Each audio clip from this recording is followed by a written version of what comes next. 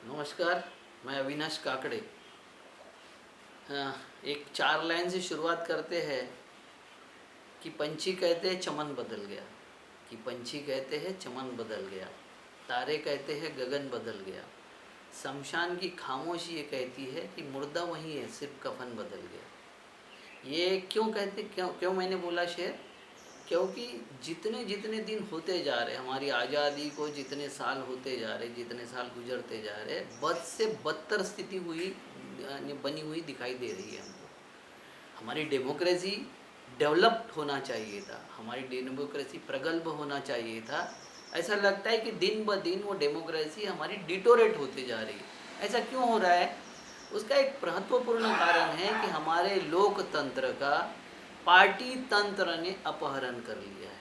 हमारा लोकतंत्र पूरा पार्टी तंत्र के द्वारा अपहृत है, और पार्टी तंत्र ये गैंग बन गई है, पूरा का पूरा पार्टी तंत्र ये गैंग बन गया है, और उस गैंग के साथ में गिरोह बन गए हैं। ये कैसे हो गया? हमारे संविधान में भी पार्टी को कोई महत्व नहीं है, हमारे जनमानस में भी पार्टी को कोई महत्व नहीं था, वो स्थापित किया गया।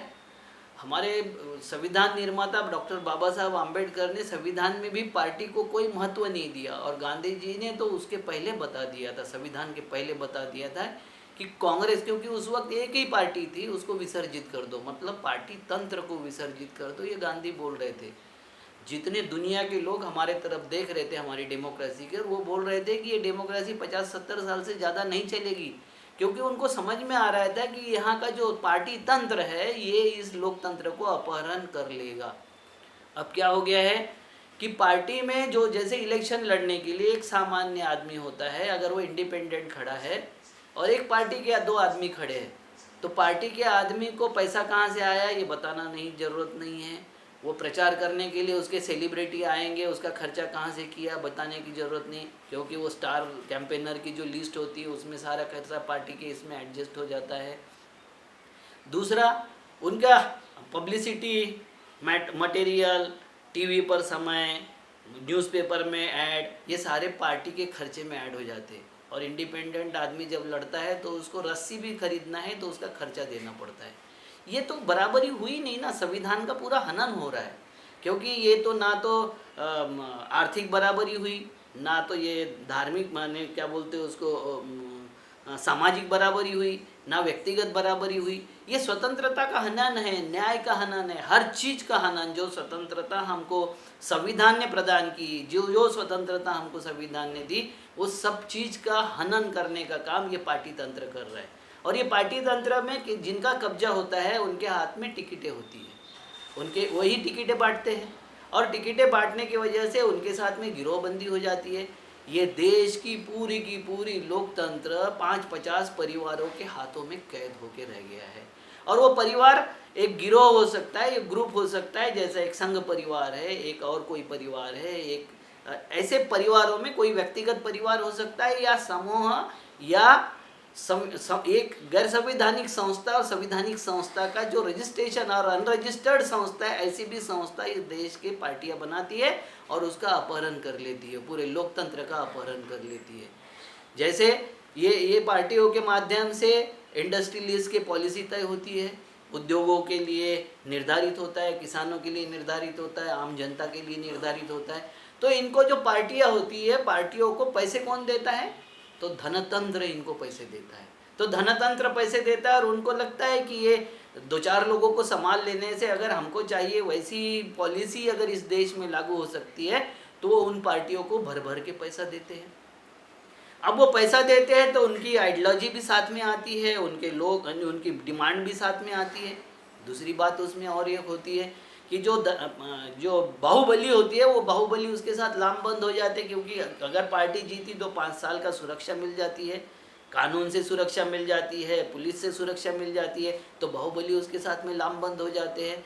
उसके बाद में ये जो जिनकी भी जो समूह रहते, समूह, जातिगत समूह, तो जातिगत समूहों के नेता भी उसके साथ में लामबंद होना शुरू हो जाते हैं, और जातिगत समूहों के लामबंद नेता शुरू होकर जातिगत लॉबिंग करना शुरू कर देते हैं।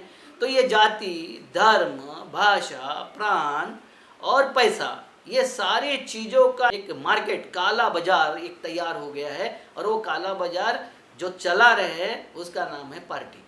और ये पार्टी के वजह से हमारा सारा लोकतंत्र सैबोटाइज हो गया है। हमको एक बात समझना पड़ेगा कि हमको जब चुनाव में हम वोट देते हैं तो हमको लगता है ये हमारा जनप्रतिनिधि है, ये हमारा प्रतिनिधि है, हम बोलते भी है ये हमारा सांसद है, ये हमारा विधायक है, ये हमारा नेता है, मगर वो आपका नेता नहीं होता, वो पहले पार्टी का नेता होता है।